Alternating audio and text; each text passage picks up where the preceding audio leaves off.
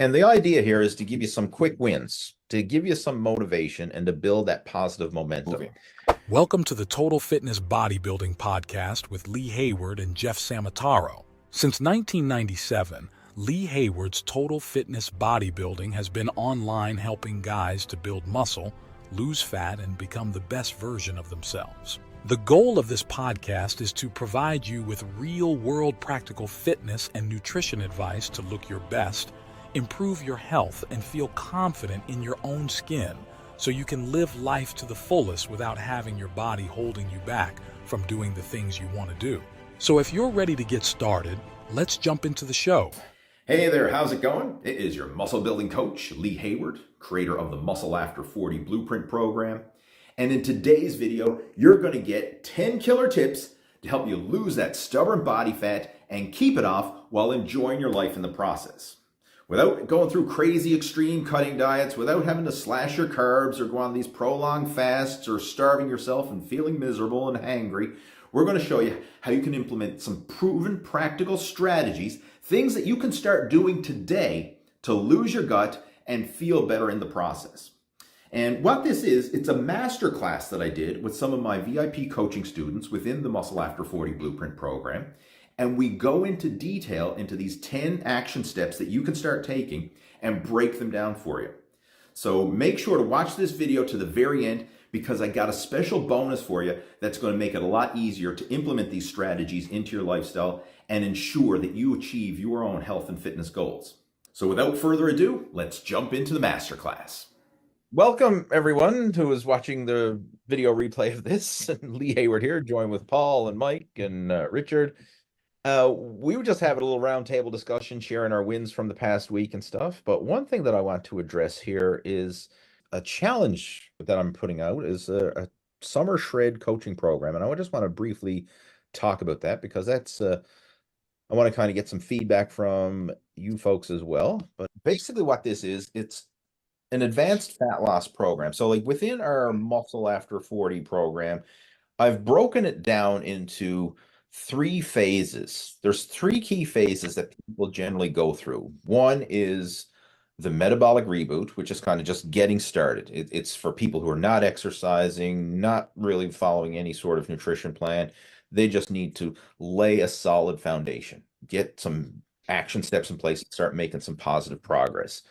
So that's the metabolic reboot phase. The second phase is what I refer to as the fat loss accelerator. So that's what we're really going to kind of focus on now with this summer shred. Is it's for people who are already exercising, already eating right, kind of doing the right things for the most part, but want to step it up to the next level. And then the final phase of our program is the lean gain body recomp. It's once you've already lost your body fat, you're comfortable with the lean and the level of body fat that you have and the lean physique you have, but now you want to focus on filling up your frame with lean mass and taking it to the next level. And we have guys within our program who have gone through all the different phases, and people who are on different various phases of that journey. Those are basically the 3 core phases that you have. It's just getting started, the metabolic reboot, primary focus on fat loss with the fat loss accelerator, or primary focus on body recomposition with the lean gain body recomp. But for this, the summer shred, advanced fat loss, that's what we really want to focus on. And the idea here is to give you some quick wins, to give you some motivation, and to build that positive momentum.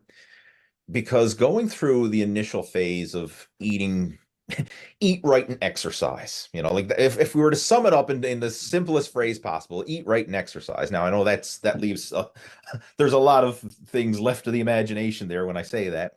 But if you're just doing that, sometimes there's not a lot of initial change. I mean, you may feel better, have more energy, and you're improving your overall health and fitness, but you're not really seeing much in the way of changes in terms of like changes on the scale. It's kind of slow, steady progress initially. So the idea of this is to kind of get some quick wins, get some motivation, because when people start to see the scale dropping, they start to see the measurements going down, they start to see the progress, it builds that momentum. And that's what we want. The only downside to that is when you push it, that more aggressive fat loss, you're also tipping into more of the discomfort, more of the willpower, more of the deprivation, more of the calorie restriction, more of the negatives which we associate with dieting. So there's a fine line here, but there is a way to kind of be on the aggressive side where we're pushing it a little beyond the sustainability side of things to get those quick wins, but then having a system in place where we can dial it back to a more sustainable approach later on versus the way most people go about their fitness and nutrition, where they go all in. And then once they get fed up and I can't do this anymore, then they go back to their old habits. So it's the all or nothing, right? We don't want all or nothing. We want to focus on right, a fat loss accelerator, and then we're just going to dial it back. So it's almost like a thermostat. You can turn it up and you can turn it back, but we're not turning it off. We're just dialing it up and we're dialing it back a little bit. So we can adjust those variables. And over the next few months, throughout the summer, we can really step things up. So some of the things we're going to dive into with this, things we can focus on to create that bigger calorie deficit. Modified intermittent fasting. This is an approach that I have used. Lower carbs, not zero carbs, but lower carbs. And I'll talk more about that in a moment. And then after that, we can focus on food order and nutrient timing. So I'll just briefly touch on these. And if you guys want to share some of your own experiences with this, you feel free to do so. But modified intermittent fasting, what I mean by this is one of the strategies that I've used when I push for aggressive fat loss is I try to have a 12-hour fast over the course of the day. So I try to have, we got a 24-hour day. I try to have at least 12 of those hours where I'm not eating. And it's usually after my evening meal, throughout the night when I'm sleeping. And then I'll probably get up and do some sort of fasted exercise in the morning. And then I'll start eating post-workout. That's usually how I go about it. And I found that approach of a modified intermittent fasting, where it's not the extreme, like one meal a day or the 16-8 or the 20 hours, 4 hours, or whatever different variations of fasting you see some people do. It's a modified one. I mean, some people wouldn't even consider this intermittent fasting. It's just the way they eat. Like, let's say you get up and you have breakfast at 6 a.m. and you have lunch at 12 noon and you have dinner at 6 p.m. That's basically a 12-hour fast when you look at it. Your feeding window is within that 12 hours. But it creates time for your body to digest and utilize all the food in the system. And it also gives your body some time with no food in the system so you can have accelerated fat loss where you're not bringing in anything and your body can just tap into burning that stored body fat. And this is what I've used back when I did my comeback into bodybuilding. I competed in 2021 as a master's in classic physique. I utilized that modified intermittent fasting approach, and it worked really well for me. And I didn't really feel like I was on some crazy diet, but it was a great way to create that calorie restriction without eating smaller meals. I just literally fit it all into that 12-hour window, and it worked really well. The next one, lower carbs, not zero carbs. This one is basically about meal balance, because I try to strive for a third of my calories from protein, a third of my calories from carbs, and a third of my calories from fat. By definition, and by a standard American diet, that is low carbs. It's much lower than a standard diet. An average diet, you're eating about 60 to 70% carbohydrates. And then you're probably having maybe 10% protein and then 20% fat or more. Protein is low, carbs are high, fat is high. That's the standard diet.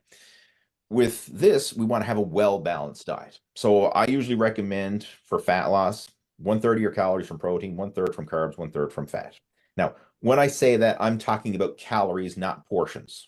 So to give you some real world numbers, let's say you're eating 200 grams of protein, 200 grams of carbohydrates, and probably around 85 grams of fat, thereabouts. Protein and carbs have 4 calories per gram. Fat has 9 calories per gram. So fat is more than twice as calorie dense as protein and carbs. That's why the portion sizes need to be less than half. So 200 protein, 200 carbs, 85 to 90 grams of fat. Somewhere around that range would put you in that well-balanced ratios for protein, carbs, and fat. That's a great place to start. Then you can manipulate based on how your body responds. But I'm not a fan of going zero carb, because when you do that, anytime you cut a macronutrient out entirely, whether it's cutting out protein, cutting out carbs, or cutting out fat to ridiculously low levels, it's not natural. It's not sustainable over the long term. And that's where a lot of the mood swings, the hunger, cravings, the muscle weakness, the energy fluctuations, all this kind of stuff can come about usually when you throw your macro ratios out of whack. So keep them in balance. The body just functions better and it feels better. The next one here, food order and nutrient timing. This is an advanced strategy that we can prioritize to help accelerate fat loss. Once you've got all the other elements in place, so you've got your calories in check, you got your macros in check. The next one is food order and nutrient timing. And what I mean by food order is what you eat first. So if you're eating a meal, if you fill up on your protein and your veggies and then your complex carbohydrates, you're going to have a lower insulin spike than if you ate your carbohydrates first and then your protein and veggies. The protein and veggies is going to slow down the rate of digestion and absorption. It's going to kind of buffer the glycemic response that you get from the carbohydrates. So people with continuous glucose monitors, like diabetics, you can actually notice this. They measure your glucose in real time. If you ate the same foods, but just different order, you'll get a totally different glycemic response from that meal. So if you started off with a big bowl of rice or a big bowl of pasta and then had, say, like a steak and a salad afterwards, you would get a different glycemic response, a much higher one than if you started off with the steak and the salad first and then had the rice afterwards.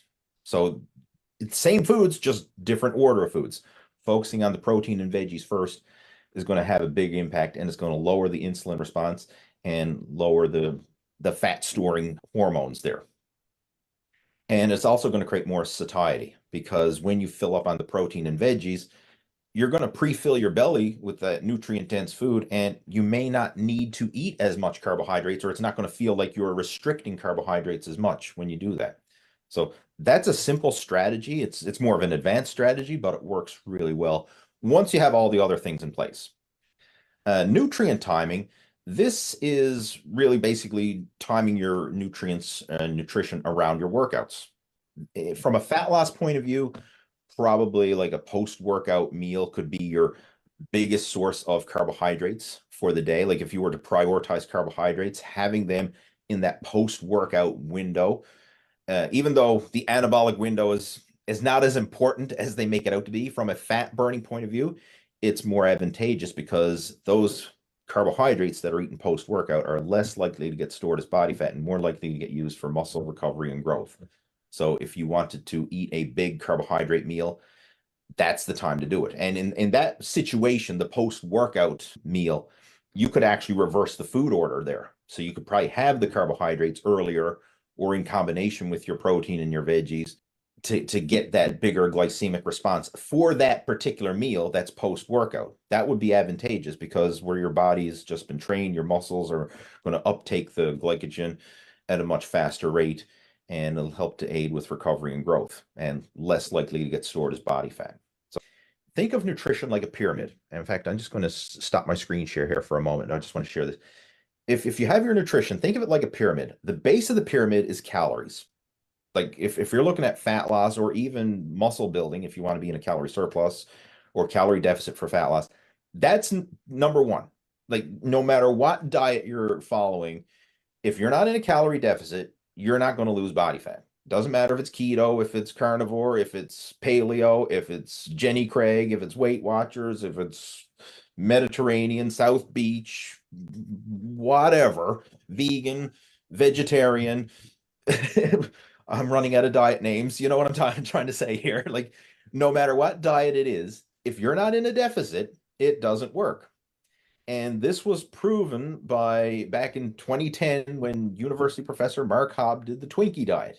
It uprooted the nutrition world because everybody thought if you ate junk food, you're going to get fat, regardless of the calorie intake. And he said, no, you can eat junk food and still lose weight, provided you're in a calorie deficit. So he was in a calorie deficit eating junk food. And it worked because he kept his calories at 1,800 a day when his basal metabolic rate was somewhere in the vicinity of like 2,500 a day. So he was in a calorie deficit, stayed in a calorie deficit, lost weight, even though he ate nothing but crap. Right? No, it's not a healthy way to go about it. And he admits that it wasn't healthy, but from a weight loss point of view, it absolutely works. So that's the base of the pyramid, calories. You cannot escape that.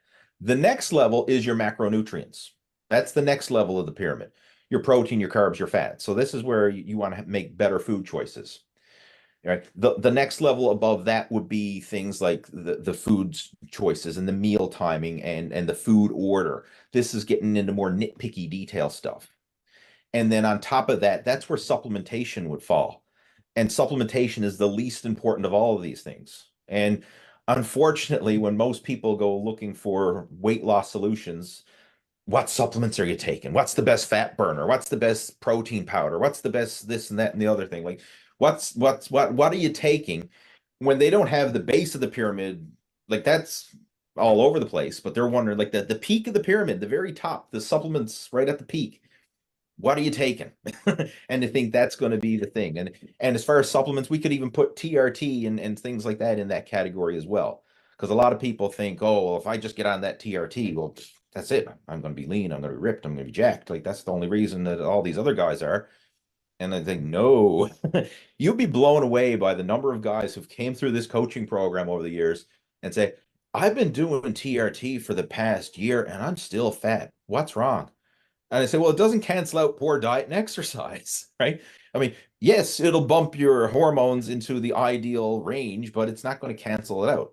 And to really drive that point home, think of young people, like teenagers and people in their early 20s. They have healthy hormone levels, like they're in the optimal range. Their hormones are at the natural peak. They'll never be higher than they are in your late teens, early 20s. Do you know of any fat teenagers or fat people in their 20s? Hell yeah, there's a lot of them. It's like childhood obesity is on the rise, as obesity every age group is on the rise. So just because they have healthy hormones doesn't mean that they're immune to gaining body fat. I mean, it's still the base of the pyramid. Are they eating too many calories? If they're fat, damn right they are. And then all the other layers of the pyramid, right? The macronutrients, the food timing and the new and food order and nutrition timing, and then the supplementation and all that. But you got to look at it as a pyramid, right? Calories are the most important thing. So we need to drive that point home. So I'm just going to reshare. First off, and any questions, comments, or feedback on that before we move on? It strikes me that you're describing something essentially very basic, very rudimentary. And I think there is that belief within people. I know this happens within students. It can't be that simple. There must be something else. It can't be that obvious, because if it was that obvious, the phrase, if it was simple, everyone, or if it's easy, everyone would do it. That's a horrible truth. It's not true. Even if it were easy, it does not mean people will do it. People do something, whether it's hard or easy, regardless. So if it was easy, everybody would do it. No, that's nonsense. That's a logical fallacy. The logic is, if I want to do it, regardless if it's easy or hard, I will do it. But when you provide something that's basic like this, we want to look for that little edge, that secret door, the hidden passage that will get us to the treasure. No, it can't be that. Just go down the hallway, open the door, and there's Solomon's treasure. No, it can't be that easy, And so we don't believe the essentials, and because we don't believe them, we don't want to operate that way. And the first lesson I had to learn and I'm very grateful for this group that taught me this. This is what works. Try it and see. Voila. Okay, I can say that I can actually show my body and say, yes, it works. I followed it. No secret sauce, nothing else. I did it. And the weight came down, the muscle grew, and I'm on a journey that's exciting. Why? Because I believed in the basics. And that's the hardest part of all. Getting people to believe this works. That's a great insight. And I just want to play on words here. You said if it's so easy, everyone would do it. It's simple, but it's not necessarily easy. Like what I just explained is very simple for anybody who's understands nutrition to any degree. And this is very simple stuff. It is like a child could figure this out. I mean, it is very simple stuff. But is it easy? In our modern environment with the peer pressure and the being bombarded with processed foods and family and like all this influence, it's not necessarily easy. Like you have to go against the grain to make this work. If you just fall in line with what society pushes on you, it's not easy because you'll give into the temptations. That's what blows me away. Like today, everywhere we go, every establishment, business, there's food for sale. I go into the gas station to fill up my car with gas, and there's more junk food in there than there is things for your car. Right? Way down in the back corner, they might have a few cans of oil and some windshield wash and stuff that you actually need for your car. The rest of the place is full of junk food. Right? Like I go to the hardware store and I'm going through the checkout line, and it's just chips and candies and soda pops, and like I'm trying to, I'm trying to buy some hammer and nails and wood and hardware and stuff for the garden, and I'm being bombarded with junk food everywhere we go, even clothing stores. Like I see, like you go up to the checkout aisle at the clothing stores. I'm okay, here I got my new pair of jeans, and oh, would you like to upsell to chocolate bars and potato chips and a soda pop with that? Like, everywhere you go, we're bombarded. So it's so easy for people to mindlessly give into it because it's everywhere. And again, it's simple, but it's not easy. Right? That's what I was saying, Lee. It's basically it is easy to do. Well, it's simple to do, but it's not easy. Probably the worst culprits in my environment are my church environments. They are actually, I had a very serious sit-down talk with some of the staff and say, gentlemen, you are talking about the wealth of souls, but you are destroying every body that walks into this door. You are deliberately taking off years from people. You're concerned about eternal life. Are you concerned about their physical life? Because every person that walks through this door, you are condemning to an early death. And that was tough words to say. I bet it didn't go over well. Well, they were kind of taken aback and said, well, what are we supposed to do? I said, re-examine your priorities. We have an obese youth leader, a very seriously overweight young person's leader. We have very, very on the edge people in various administrative positions who are fighting fat or overweightness. I am the only person on your staff who is not staff but volunteer who's actually in a bodybuilding competition. And the lead pastor has seen the light and has got himself a standing desk, has gone back to the gym and is now working out so he can get back to his football, the shape he used to have when he was a football player. So does that communicate anything to you? So I said, if you are so eager to take care of, you talk about the stewardship of our bodies, then be serious about it. You're talking about stewardship. Yes, give your gifts, your time, your money, your wealth. What if you're dead? Can you give much then? What if you're sick and incapable of moving? Can you contribute much then? No, you can't. So if you really want to encourage stewardship, start with the body, because an active, well-balanced, well-nourished body will have enough energy to provide the services you're hoping people will volunteer for.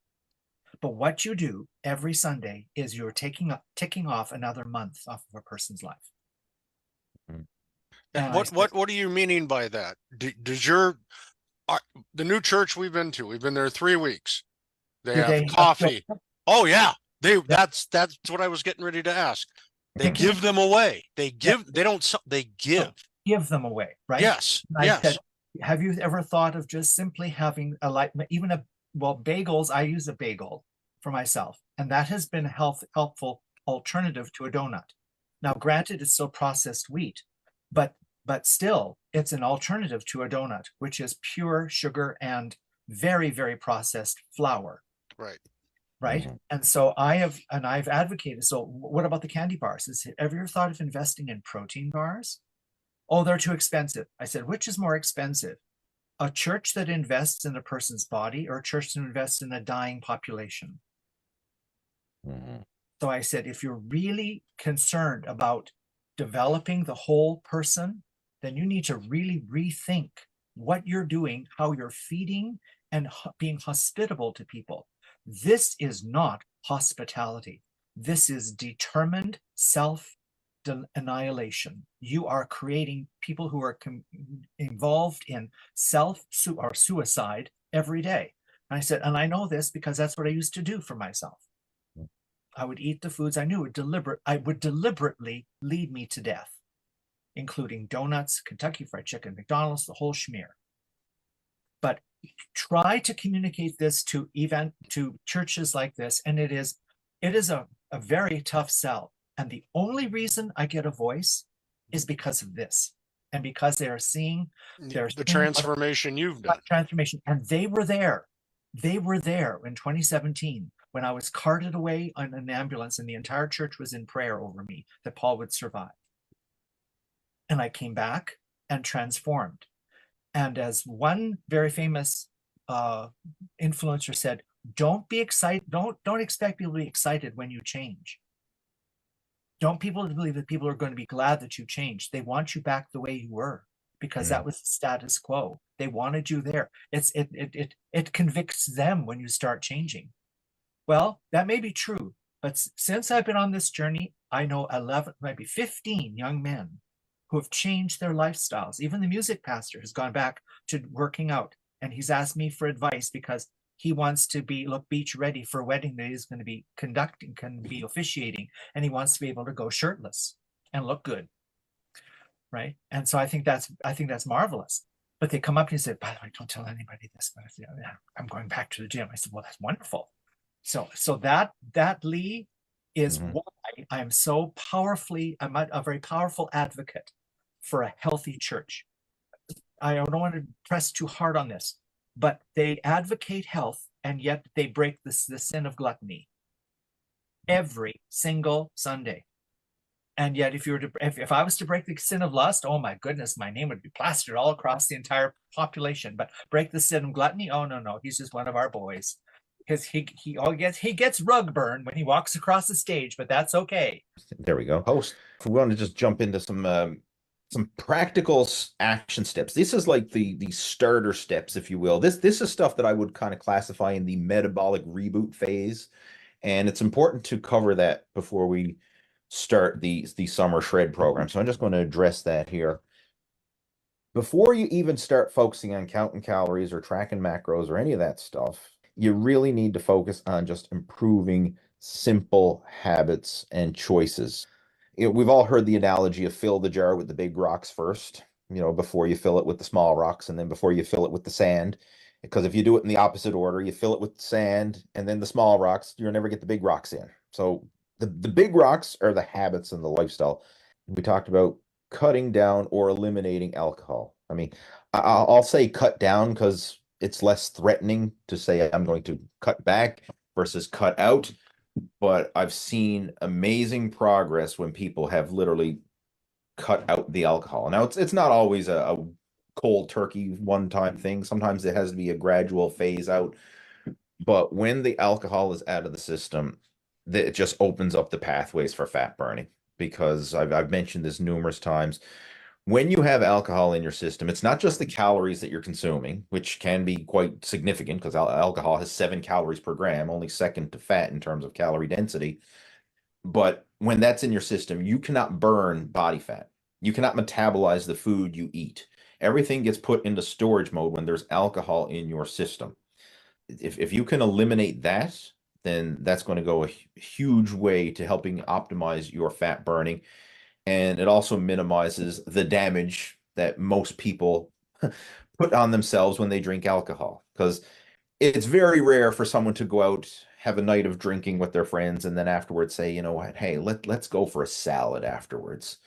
Have you ever seen that? No, it's usually, hey, let's go to Kentucky Fried Chicken. Let's go to the pizza place. Let's go for fast food drive-through or whatever, like the pub grub type stuff. It's always fried food, junk food, or if you don't go out for food, then you're going home and you're got your elbow deep into the Pringles can. Like you're going for poor food choices because the alcohol lowers your inhibitions and it lowers your eating inhibitions as well. So it's a negative synergistic effect all around. So eliminating alcohol is huge. Another one, stop drinking calories. And what I mean drinking calories. I'm talking about like sugary sodas. If there was one thing that is the biggest culprit for obesity in the world, I think it's soda, because it's so calorie dense. It's so easy to consume, and there is zero nutritional value. There is zero eating satisfaction. In fact, if anything, it's probably going to make you hungrier. And people just boatloading this empty calories. And what it is, it's fructose. And the problem with fructose is it gets stored in the liver. And we've heard negative things about fructose, and sometimes then people will carry it over to fruit and say, oh, well, you don't want to eat fruit because it has fructose in it. There's a big difference between drinking a big sugary soda pop versus eating an apple. Like eating an apple has the fiber and the roughage, and of course that full apple, even if it's a big apple, has probably 30 grams of fructose. Whereas if you're drinking a bottle of Coca-Cola, depending on the size, it could have 50 grams of sugar or whatever, depending again how the size of the Coca-Cola. And there's no fiber, there's nothing delaying the speed of that entering into your bloodstream and then getting absorbed into the liver. And the problem with fructose is once your liver is maxed out with fructose, like it's topped out its storage capacity, then it starts to storing fat in the liver, because all that extra sugar, it can only get stored in the liver. The liver is topped out. We're not burning off that extra sugar through exercise. Now it starts to develop fatty liver. And this is the whole non-alcoholic fatty liver, right? That's so common these days. And it's probably going to be one of the next major the big diseases, like you got the heart disease and the cancer and whatever. Non-alcoholic fatty liver is a big one for sure. So again, sugary sodas, that's probably the biggest culprit for sure. So if you're still drinking sugary sodas, for God's sake, stop. At least swap to a diet soda or a sparkling water or some calorie-free option. And just that alone, I have literally seen coaching students who've gone through this program. The first step they made is just switch from regular soda to diet. And I've seen guys lose 10 pounds in a month. That, like, not even counting their calories, not tracking macros, just I swapped Coca-Cola for Diet Coke and lost 10 pounds. Like, they didn't even give up the Coke. They just made a better Coke choice. Other ones, we can go into that's the big one. Like, if there's the big rock, that's the big one right there, is the sugary sodas. But we can also carry this over into our tea and coffee. Like, if you're putting sugar in your tea and coffee, even though it's it's only a teaspoon of sugar, that adds up, right? If you're having a couple cups of coffee, a couple teaspoons of sugar, and you're doing that every day for a full year, right? That's 700 odd teaspoons of sugar that you're consuming over the course of the year. So if you swap that out, either you get used to drinking it with no sweetener, or put in a stevia or some sort of artificial sweetener in there instead, you just drastically cut back on your sugar intake. Right? Same with the creams or the whatever, like use low fat milk if instead of cream. Again, it's a small change, but it makes a big difference when compounded over time. Since I went through chemo, I Mm-hmm. don't even like creamers. Really? Flavored creamers. I can't do it. I'll use real whole cream, or Mm-hmm. I drink whole milk, so I use whole milk. And like I said, I put 2 ounces in my 6 or 8 ounce cup of coffee. I like that flavor. But Mm-hmm. I don't drink the sodas. I don't like black coffee, even though we make good coffee. But no sugar. And that's a good point too. Like, with these are suggestions. Now, do you have to have these hard set rules? Like I said, put in the low fat milk with your tea or your coffee. If that's a vice of yours, like you want to have full fat milk in your coffee, I mean, that's your little guilty pleasure. And is it going to make or break things? No. I mean, you can still make that work provided you're in a calorie deficit overall. Right? Like, I know some people have their little vices where, like, I know it's not optimal, but I really enjoy this. I don't want to give this up because it just, hey, like that morning cup of coffee with the whole milk in it, you enjoy that. It gives you pleasure. It's probably worth that little trade-off. Now, if we were plucking at straws here now, like, where can we slash a few extra calories because we want to get you as lean as possible, as fast as possible? That's something we could look into, but it doesn't have to be perfect, right? So that's another thing we want to address here. Look at the big picture. Something's better than nothing. Even if you're implementing some of these strategies, it's better than not implementing any of them. But if that's a little vice, I mean, you can still get lean and get in shape with putting cream or full fat milk in your coffee. Another one that I want to address here, this is a big one, fruit juice. Like everyone thinks, oh, fruit juice is natural, fruit juice is healthy. Fruit juice is up in there in the same category as the sugary sodas. I mean, sure, there's a little bit more nutritional value because, okay, there's going to be a bit of vitamin C in the fruit juice or whatever vitamins that's in it, but the fiber is stripped away. It's still rapidly absorbing into your bloodstream, spiking, insulin. It's fructose, so it's getting stored in the liver.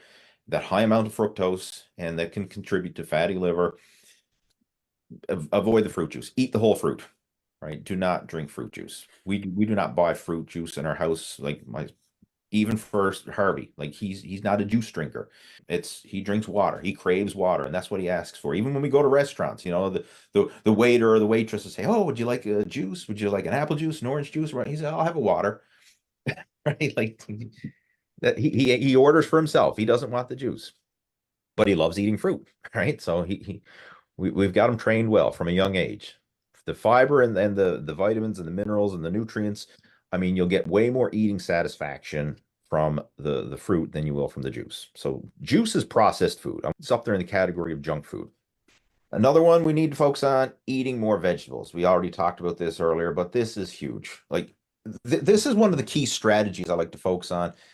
Instead of thinking of all the bad stuff I have to avoid, like I got to avoid this and I got to avoid that, and I'm not allowed to have this, not allowed to have, think of what you need to eat more of. And one thing that virtually everybody needs to eat more of is vegetables. Very few people eat enough vegetables. And the thing with vegetables, they're your free-for-all food.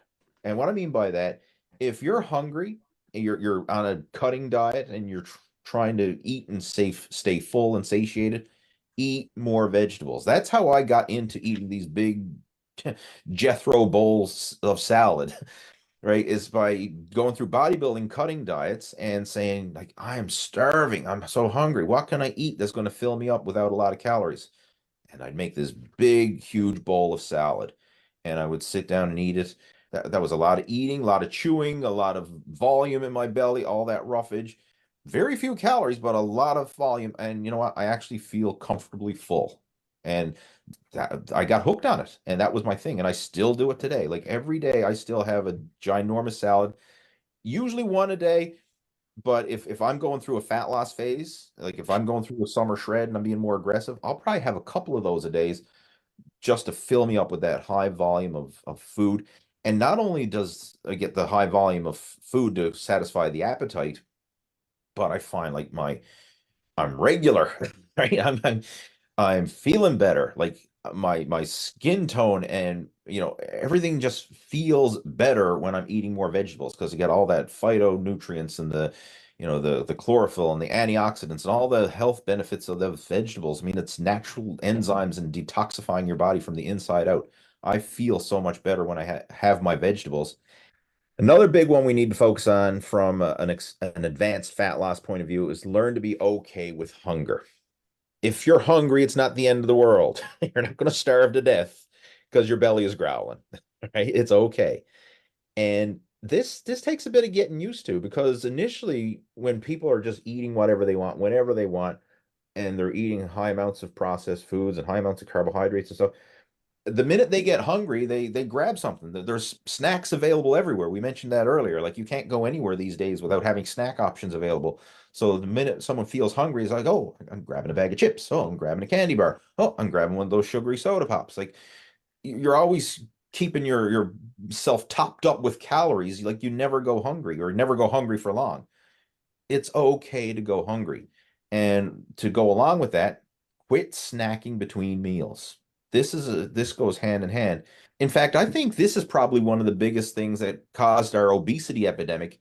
It's not so much the meals that people are eating, it's what they're eating in between the meals.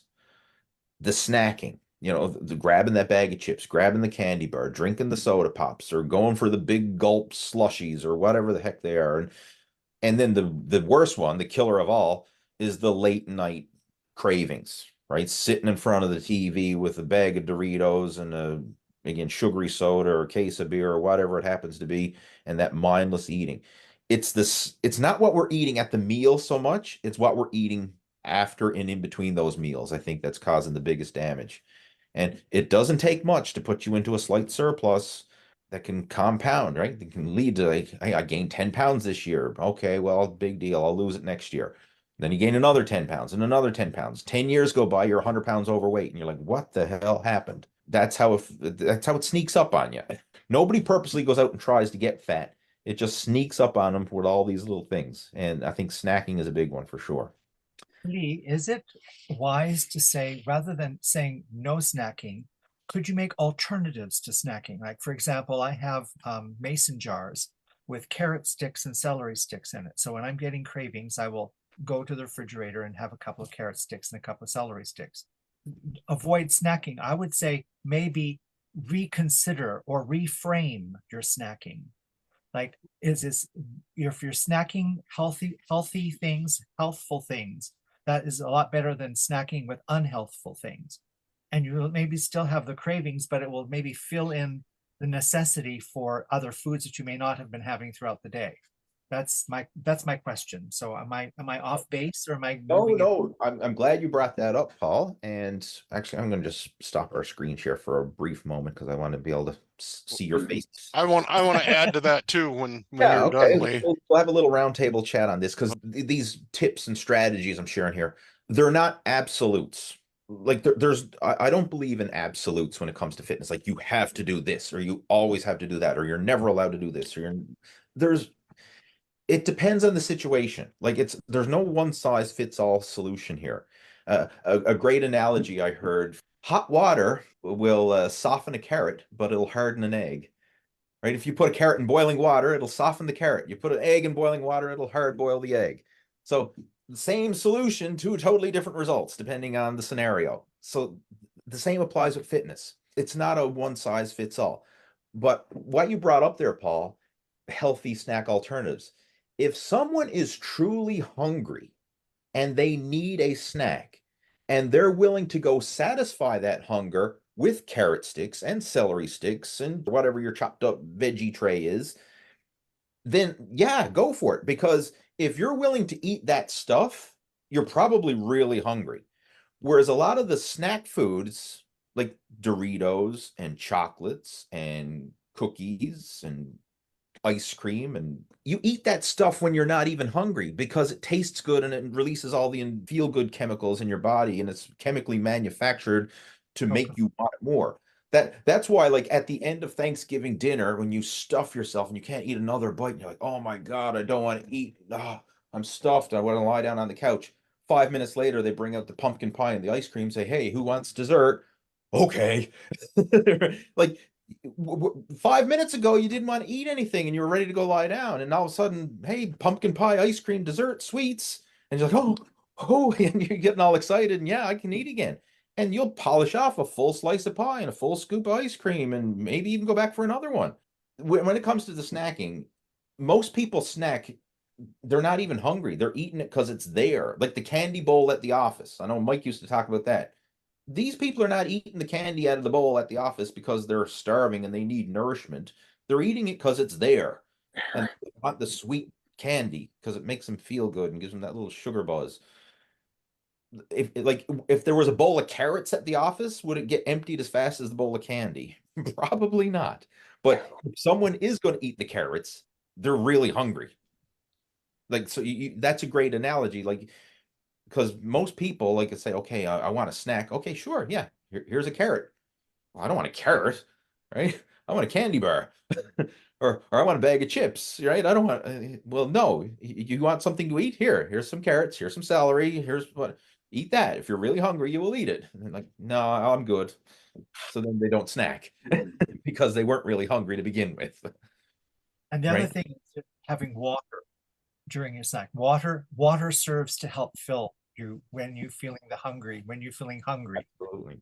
Right? And that has been personally, that's been very helpful for me, as well as the vegetable sticks. Like when you talked about snacking and because it's there, I watched a podcast with Jeff Nippard, and he was conversing with Dr. Eric Trexler, Dr. Eric Helms, and Suhee Kim, who are very, very good in their areas of life expertise, health expertise. And Suhee Kim had 3 directives for when you're having snack problems. One is a location. put it in a place where it is not in sight, like inside your drawer or in a cupboard. Second is, much like for the James Clear's bad habits, make it uncomfortable. Not only is it in the drawer, it's behind several boxes of like pancakes or whatever flour, and you have to really dig through it to get to that snack. So make it disadvantage. And the third is, just don't make it at all. And don't have it available. It's just not there. So don't even bring it into the house. Don't even have it available. So invisibility,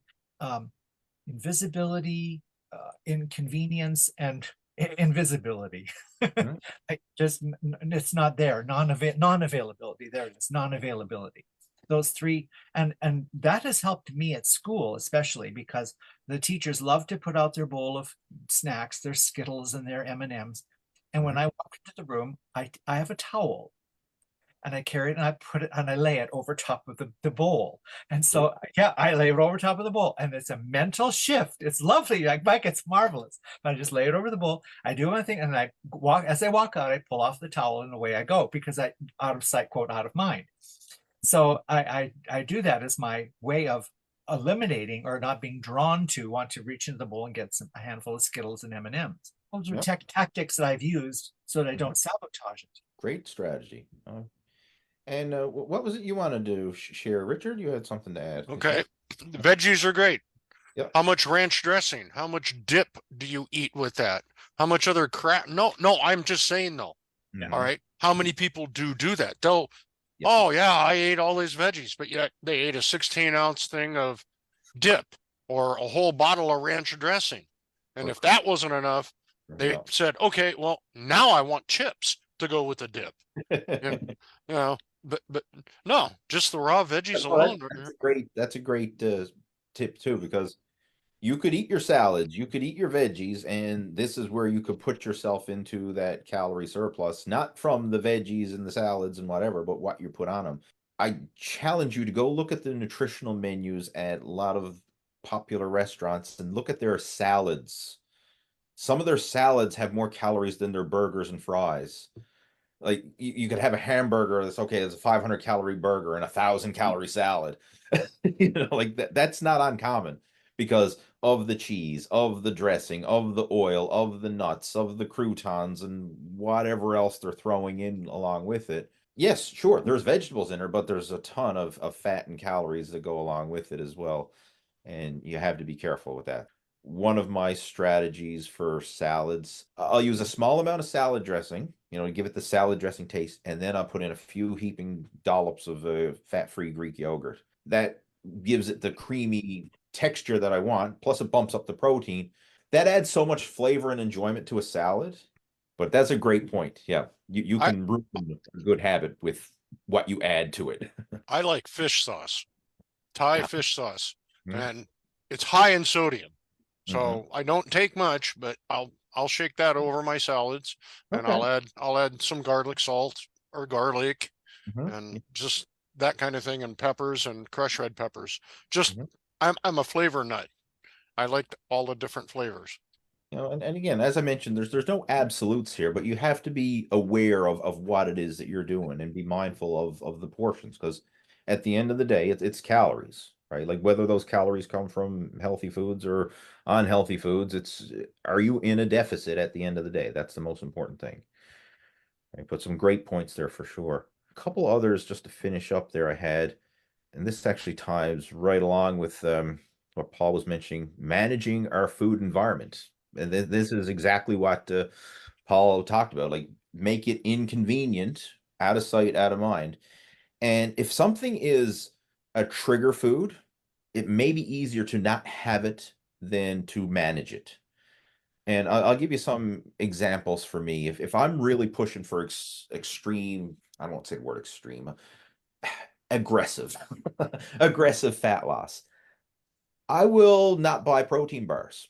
I would rather just get protein from chicken breasts and egg whites and meat and fish and natural whole food protein. Like, I do have protein bars when I'm not pushing for aggressive fat loss, but it's much better to get your protein from a solid whole food source than a processed protein bar. So when I'm pushing aggressive fat loss, I won't buy protein bars. Other things I won't buy, nuts. Do you feel the same thing about RX bars? That would you consider That's that a true bar. processed? Well, yes, it's done in a factory, but the ingredients, there's only 4 or 5 ingredients in the thing. With dates and egg whites. Yes, yeah. Yeah, it's the same thing. It's still a processed food, right? I mean, because it's still very calorie dense, and then you look at there's a lot of fat and sugar in it, which is basically the same macros as a protein bar. So now again, if you're not pushing for extreme, or aggressive fat loss and you enjoy that, hey, go for it. I mean, I do enjoy protein bars. My favorite, I have the Quest bars. Kirkland has their own brand of protein bars, which are kind of similar to Quest. Those are two of my go-to ones. I have had the RX ones from time to time. There's more carbs than protein in the RX bar, so it's more of a energy bar than a true protein bar. Like, you want to look at the macros. It should have at least 20 plus grams of protein, and it should be more protein than sugar. If it's not, then it's a sugar bar. It's not a protein bar. Like the Gatorade protein bar, I always get a kick out of this one. Like, big protein bar across the box, and you look at the macros, it's like 30 grams of sugar and 20 grams of protein. Well, there's more sugar than there is protein. Why don't you call it sugar bar? Because that's technically what you're buying. But no, they put protein bar because that sells. Nobody wants a sugar bar, even though that's what you're getting.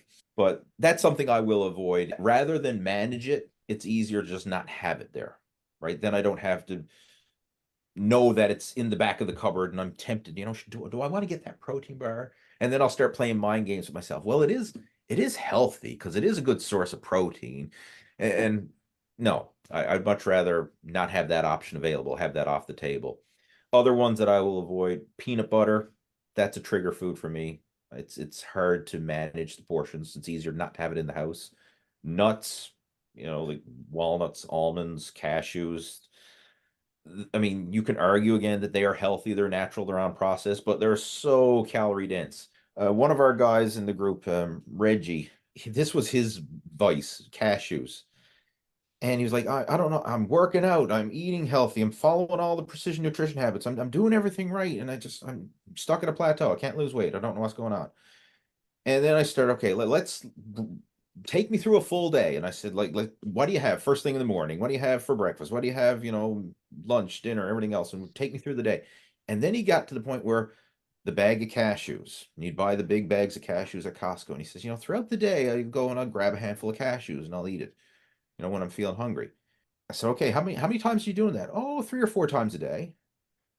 And it's just like, each one of those handfuls is probably a couple hundred calories or more, depending on how generous that handful is and whether the hand double dips into the bag the second time after the first one's gone.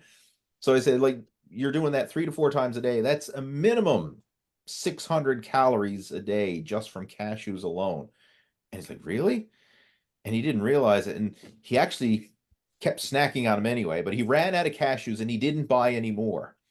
And then when we had our next coaching call, he said, oh, it's amazing. I just hit a new personal best weight loss. I said, what did you do different? I ran out of cashews.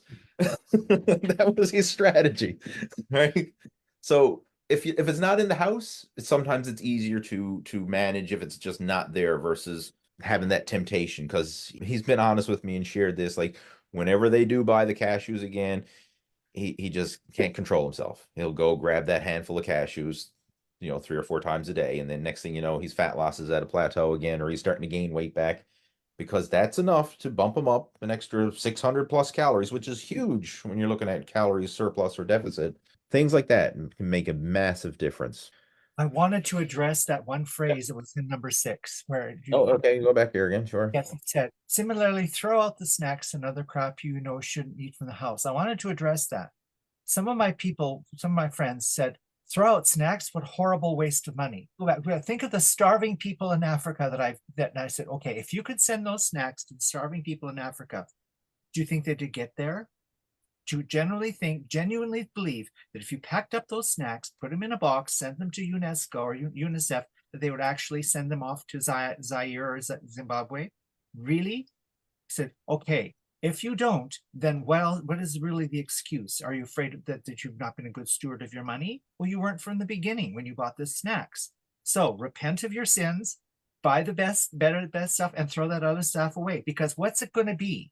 The food goes into your stomach and becomes excrement. Wouldn't you An rather have extra body fat. yes, an extra body fat? Wouldn't you rather put in something that's going to be healthy and clean out your body and you have good excrement rather than bad excrement? I said, so think of the better diet that you can experience. So it is crap. And what you do with crap, you get rid of it. You can either accept it or throw it away. So it's your choice. But if it's bad for you, just like bad stuff that goes into your body, the body says, ooh, this is bad for us, let's get rid of it. Well, you've just taken a shortcut. So I'm a very big advocate of throwing it away rather than saying, oh, I spent all this money. It's a terrible waste of money. Sweetheart, you already wasted the money. Now let's repent of your sins and buy the right stuff. That's my response to that phrase when people say, I can't throw out the snacks because it's a terrible waste of money. That is huge. And I mean, if you want to look at, okay, what are some alternatives? If you really don't want to throw it away because that's a waste of money, give it to a homeless person. If someone is truly a homeless person and hungry, processed food is better than no food. Right. So, I mean, that would actually serve them in helping them meet the base layer of the calories that they need. Again, if somebody's really trying to be a steward of their money, there's probably a homeless person somewhere. I mean, most cities have homeless people. I don't think you'd have a hard time to give it away if you really wanted to. And there are many organizations that would even accept potato chips, Doritos, and Cheetos. But yeah. I would say I would even want to protect the homeless person and not give them that. But I can well understand it. Nothing is better. Something is better. Something is better than nothing. That's right. I mean, so again, the scenario. I mean, going hungry versus eating processed food. And in this case, there's more nutritional value in processed food than no food. There's another thing I want to just address about the money saving thing.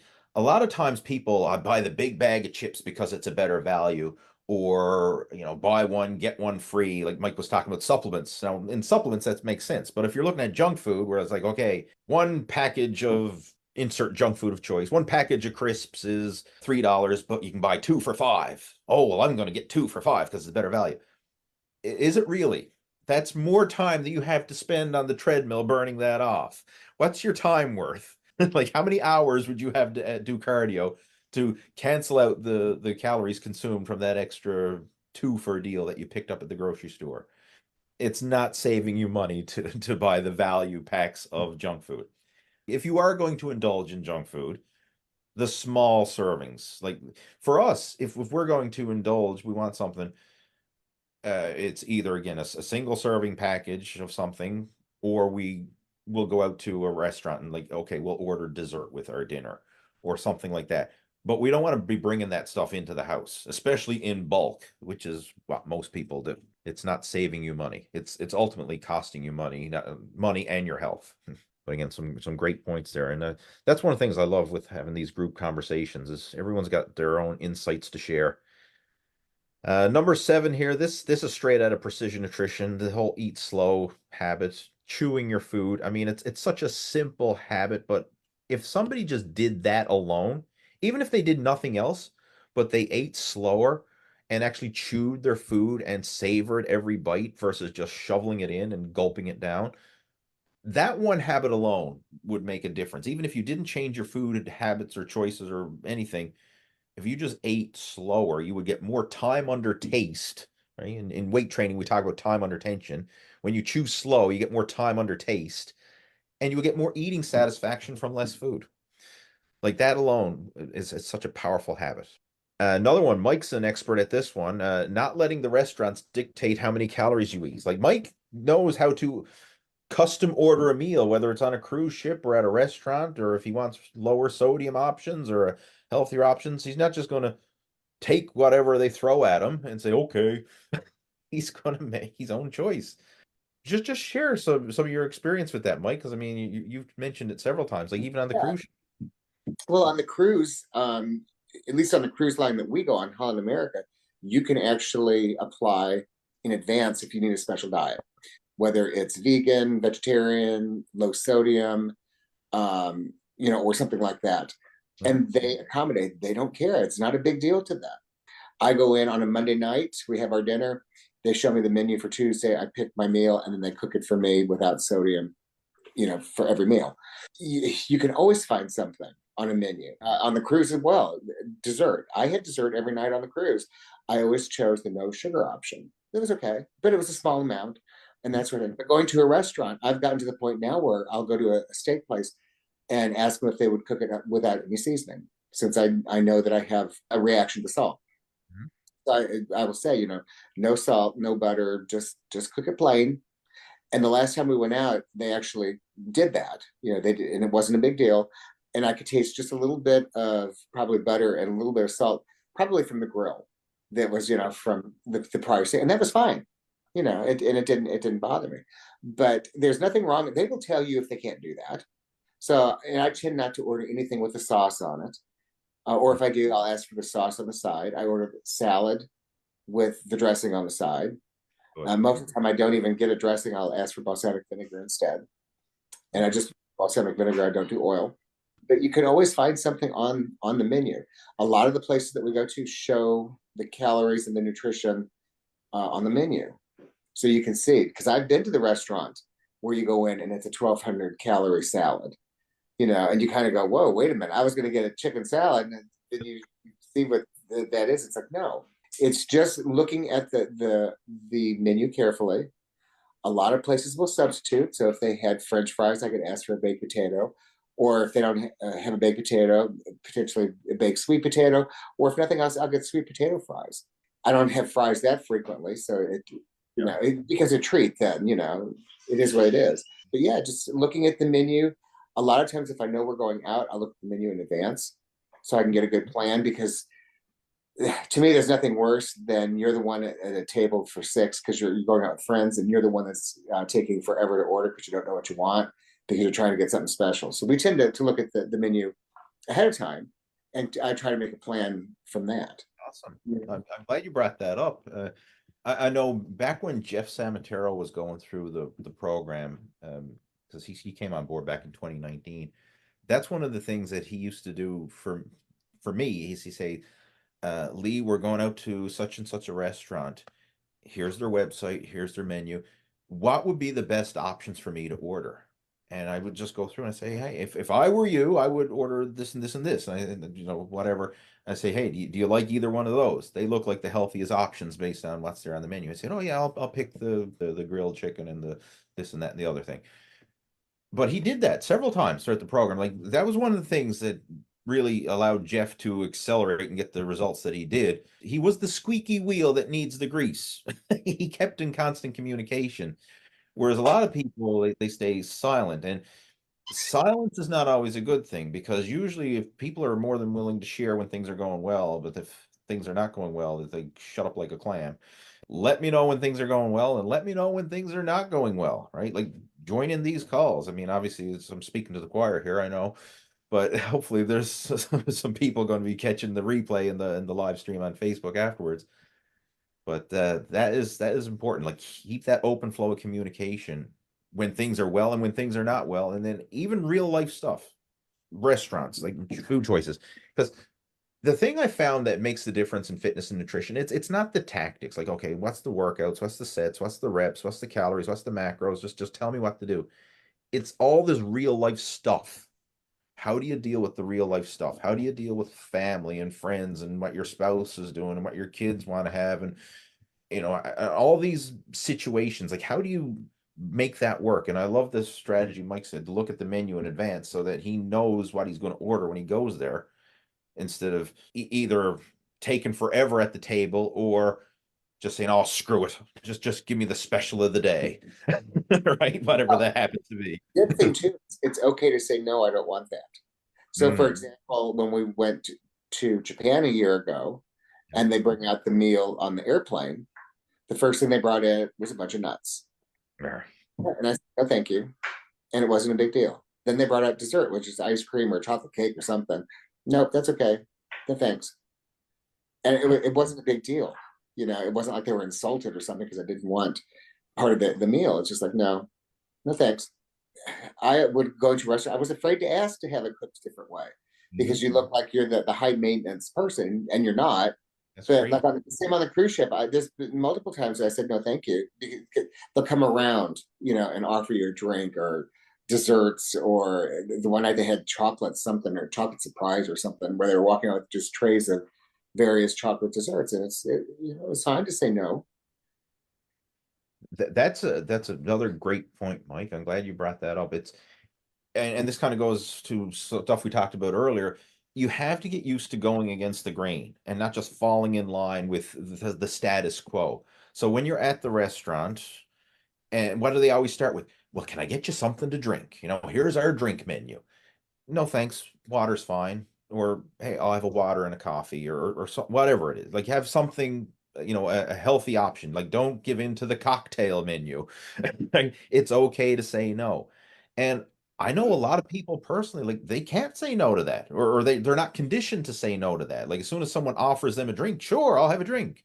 As soon as someone offers them dessert, sure, I'll have dessert. Like, you have to get used to saying no to these just empty calorie food and drink options. And it's okay to say no. You're not offending anybody. You're doing it for your own health and wellness. That's what we're doing this for. And what I do at home is I will ignore the snacks that we have now with our grandson coming. I just ignore them.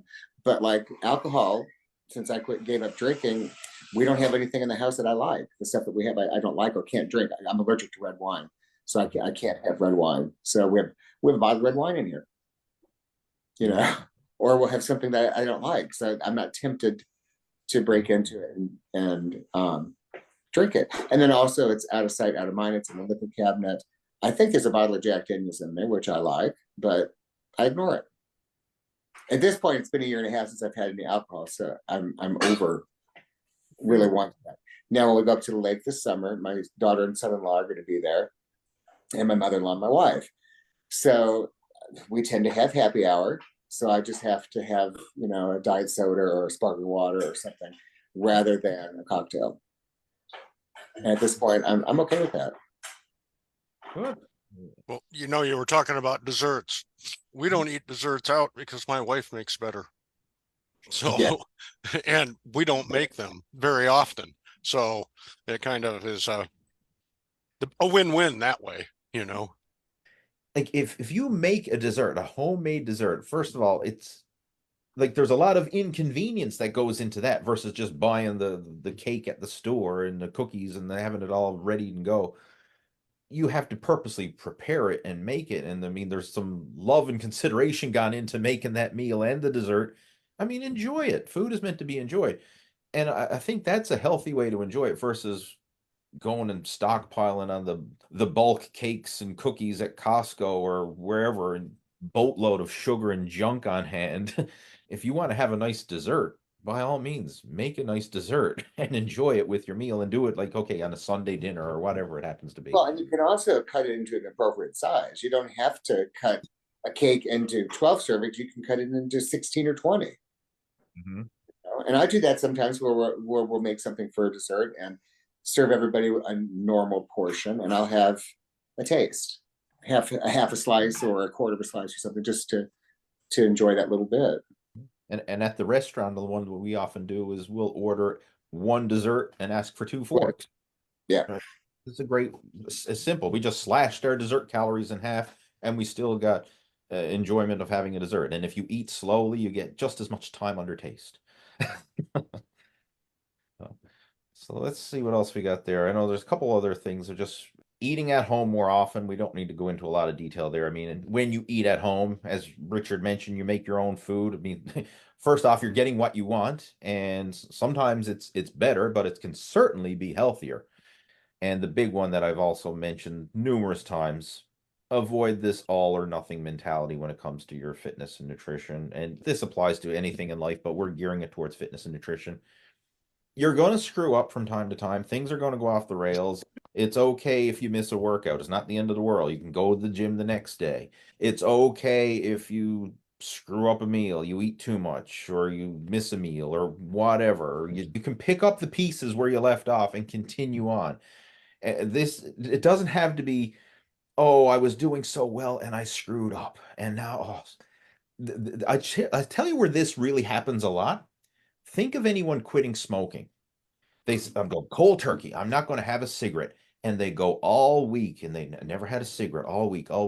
And then something happens and they get in a moment of stress and they go, oh, I just really need to have a cigarette. And then they grab that cigarette in the moment of weakness and they smoke it. And they say, I knew I couldn't quit smoking. Oh, I screwed up. Screw it. I'm going to go buy another pack.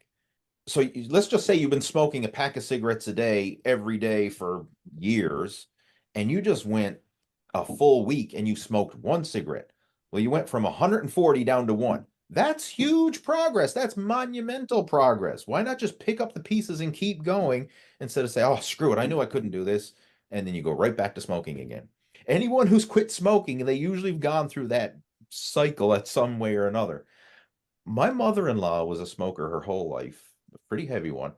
And how she weaned herself off it, she didn't do the cold turkey thing. Like instead of smoking in the house, first it off when had grandkids and everything else come around. Well, now I'm going to smoke outside, and that's more normal nowadays for people to smoke outside versus smoking in the house, like it used to be back in the day. Very few houses have ashtrays on the kitchen table and on the coffee table, and ashtray on at your office and everywhere you go. Like in the bathroom, in the loo too. That's right, yeah. everywhere.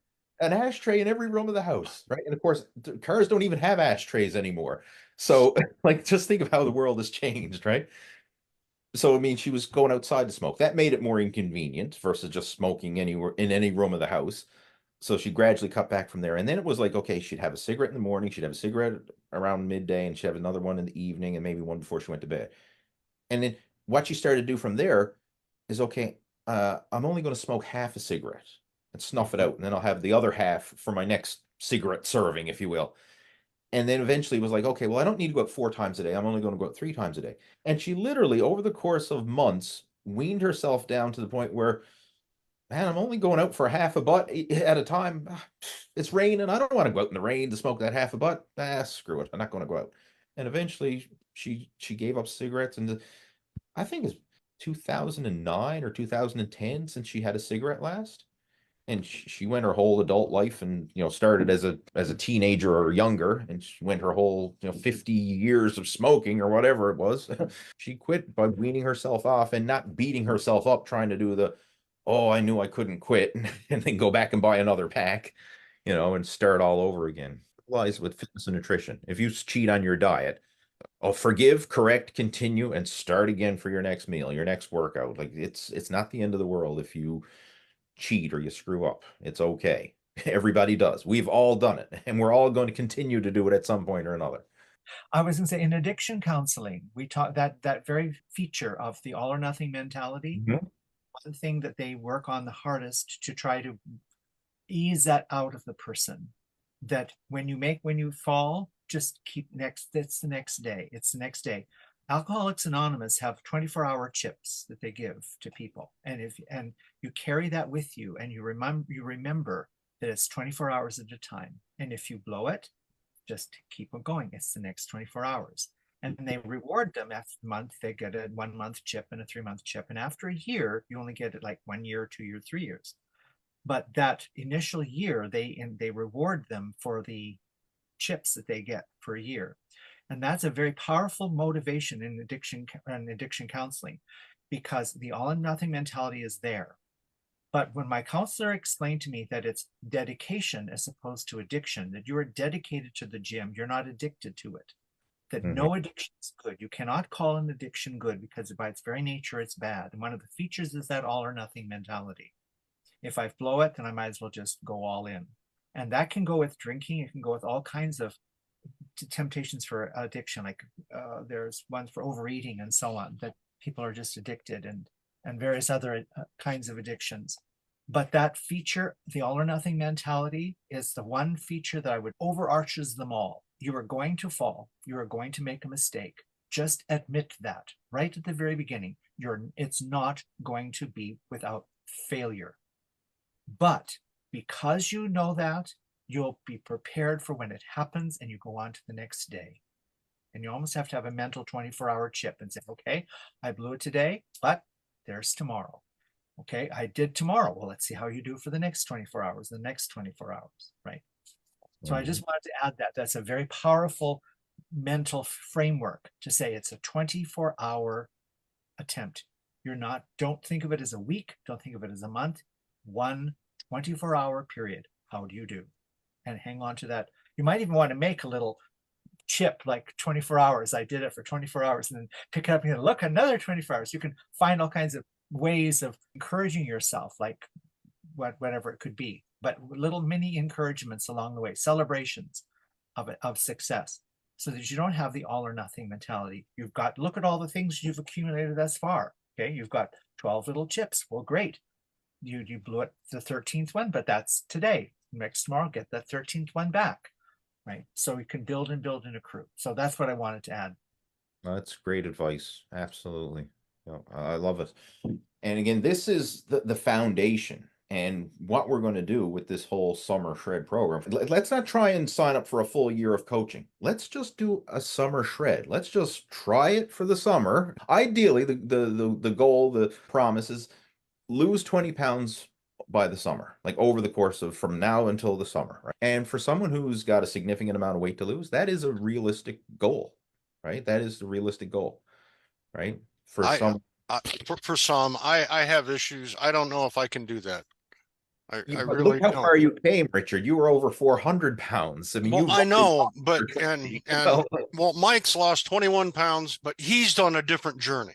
Mm-hmm. Okay, and I realized that, and mm-hmm. and I said from the get-go, at this point I really did not expect to lose weight, not that much, because I'm building from underneath from all the crap that I've had to go through, and that's why I keep rearranging my goals. I was hoping for 190 by my birthday. I don't see it. Maybe about 190 by Christmas, but just being realistic about it, and even 20 pounds in 30 days, that is doable for most people, because they weren't in the condition that I'm in or was. 30 days. I remember 20 pounds over the course of 90 days.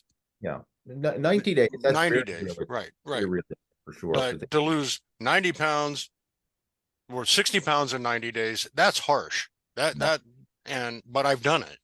So I know what this takes. But right now I'm just trying to keep the fuel from my body and work it. But that's why I don't know if I could do that. I don't know if I could do that. At this stage, because you've already done it in the early phases of your fat loss journey. And as you progress with your weight loss, the rate of fat loss slows down. I know Mike's has lost 21 pounds, but you got to look at where Mike went from purposely trying to gain weight. He was in a calorie surplus and bulking. So a lot of that initial weight loss was losing that water and that muscle fullness. Okay. Bulking. So I would say the first 10 was just to stop bulking. If you went back to maintenance and stopped bulking, you probably would have dropped, just several pounds of water weight. Maybe eventually would have lost 10 pounds without even trying to really go hardcore. And then, of course, you've been pushing it now with strict eating and double day workouts. So, I mean, you've lost 21 pounds. But he was trying to gain weight. He went from calorie surplus down to calorie deficit. But in your situation where you're already in a slow deficit and you're continuously losing fat, and you've been for so long, the longer you diet, the slower the rate is going to be. And that's normal for everybody. The initial, I lost 10 pounds in the first month. You're not going to lose 10 pounds for every month thereafter. Well, no, this is something I keep beating myself up in here.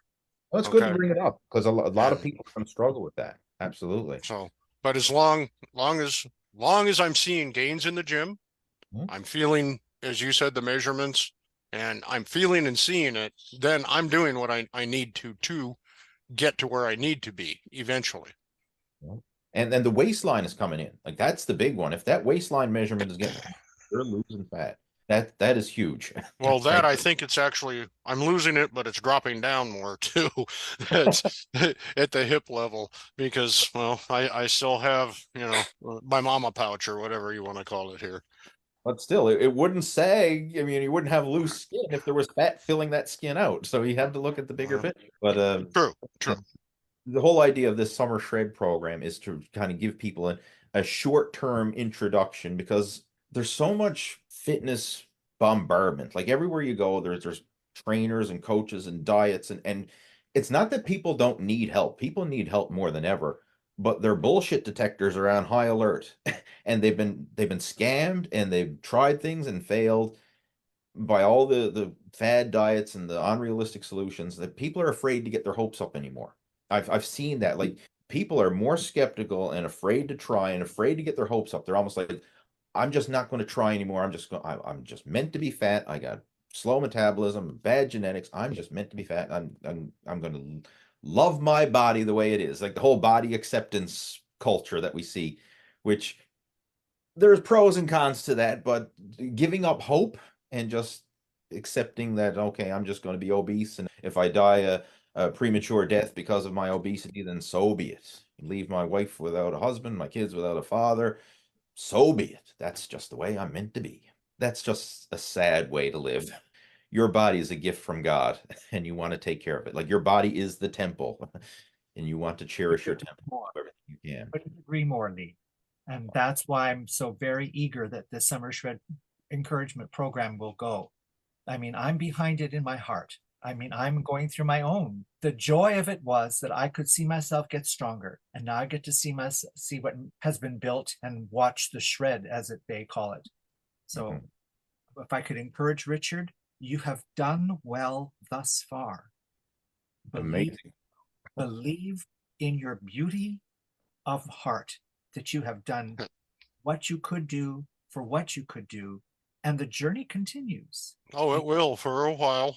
I'm still young. I'm young. Yes, I have ways to go. Richard, we know and love, and we want with all my heart. I want to encourage you on that journey. Oh, thank you. More wonderful than you can even possibly imagine.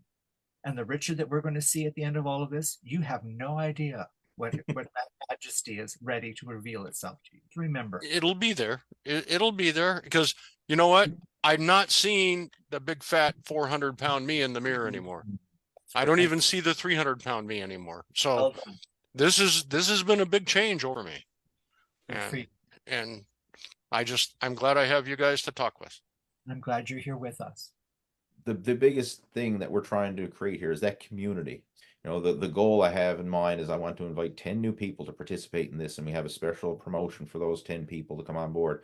I'm starting that this week, so I'll be doing coaching calls and strategy calls with people to see who's a good fit for it. Because if someone is not a good fit for this, I do not want them in our community. Everyone here, like, we're all different, but everyone adds to the group. No one's derogatory. No one's putting each other down. No one's negative. No one's selfish. Like, me, like, shut up, Paul, it's me, or shut up, Richard, it's me, shut up, Mike, it's me. Like, no, we're all here to help and support one another, right? And that's what I want. I want a group of people who can be like this, just a bigger group of people who are like-minded and can help and support and encourage one another to succeed. And that's what I think is the secret. It's not what's the next macro tracking app, or the next magic workout split. Hey, should I do push-pull legs, or should I do a bro split, or should I do upper lower body? Or I'm not saying that stuff doesn't matter, because it does, but that's right at the peak of the pyramid. The base of the pyramid is having this support and this foundation.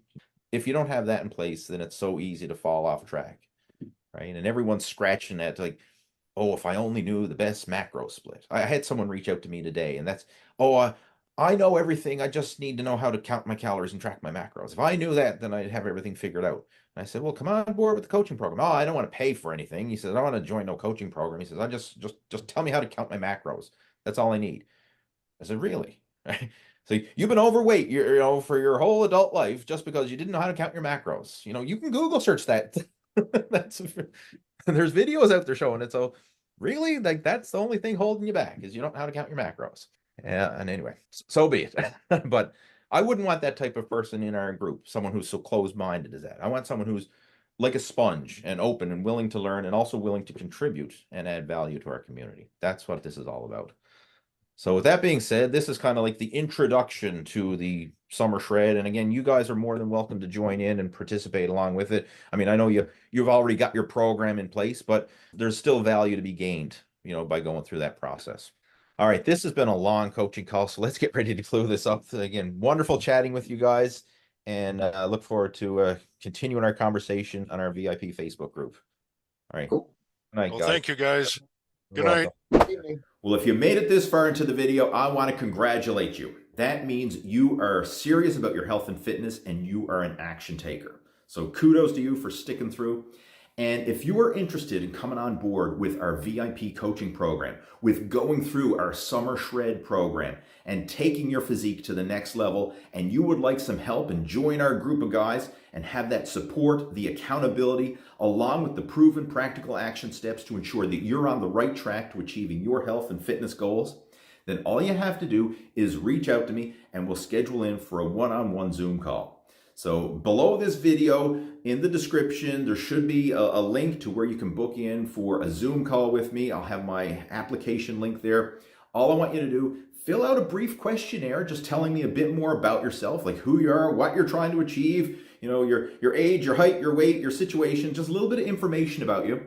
And what we'll do then is we'll jump on a one-on-one Zoom call, which you can schedule in my calendar link. I'll have a link to that after you fill out the application. And we'll just sit down and have a quick chat and see if this is a good fit for you. And if it is, then I may invite you to come on board and be one of our VIP coaching members, just like we did with the group call that you just seen. And if it's not a good fit for you, then I'm not going to give you any hype or BS or try and force you to do something you don't want to do, but I will point you in the right direction to someone who can help you. Because I've got a large network of people in the health and fitness industry, and even if I'm not the right person to help you, I'll probably be able to point you in the right direction to someone who can help you with your specific situation and your challenges and goals. So either way, it's a win-win for you. So all you have to do, click on the link that's below this video down in the description and book in for a strategy session call with me. There's no charge for this, right? It's a free strategy session call. We'll just be able to sit down and have a Zoom call just like you watched here, except it's just going to be you and me, not a group, just one-on-one. And we'll brainstorm an action plan and see if this is a good fit for you. So the next step now is just click on the link that's down in the description below this video, fill out that short application, and then you can book in for a strategy session call with me, and we'll sit down and have a conversation and map out a realistic action plan that's right for you.